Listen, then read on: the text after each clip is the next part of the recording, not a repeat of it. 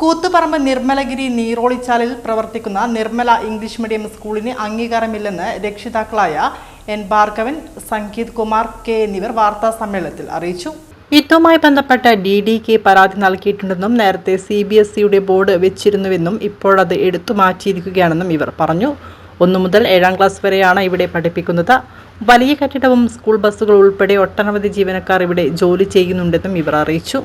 Nirmala English medium school എന്ന board വെച്ച് വർഷങ്ങളായി ഒരു സ്കൂൾ പ്രവർത്തിച്ചു വരുന്നുണ്ട്.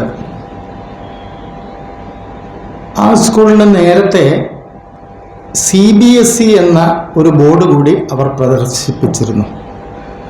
ഇപ്പോൾ 2 വർഷമായിട്ട് ആ ബോർഡ് നീക്കം ചെയ്തിട്ട് വെറും ഇംഗ്ലീഷ് മീഡിയം സ്കൂള് എന്നാണ് കാണിച്ചിരിക്കുന്നത്.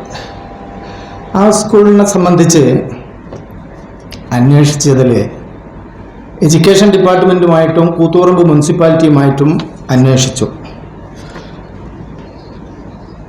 അതിൽ ഈ വിദ്യാഭ്യാസ സ്ഥാപനത്തിന് കേരള ഗവൺമെൻറ്റിൻ്റെയോ വിദ്യാഭ്യാസ വകുപ്പിൻ്റെയോ അനുമതി ഇല്ലാതെയാണ് പ്രവർത്തിക്കുന്നതെന്ന് വിദ്യാഭ്യാസ വകുപ്പിൽ നിന്നും, അതായത് കൂത്തുപറമ്പ് AEO, കൂത്തുപറമ്പ് മുനിസിപ്പാലിറ്റിയിൽ IFTE ആൻഡ് OS ലൈസൻസ് പോലും ഇല്ലാതെയാണ് പ്രവർത്തിക്കുന്നതെന്ന് വിവരാവകാശ അപേക്ഷകൾക്കുള്ള മറുപടിയായി ലഭിച്ചിട്ടുണ്ട്.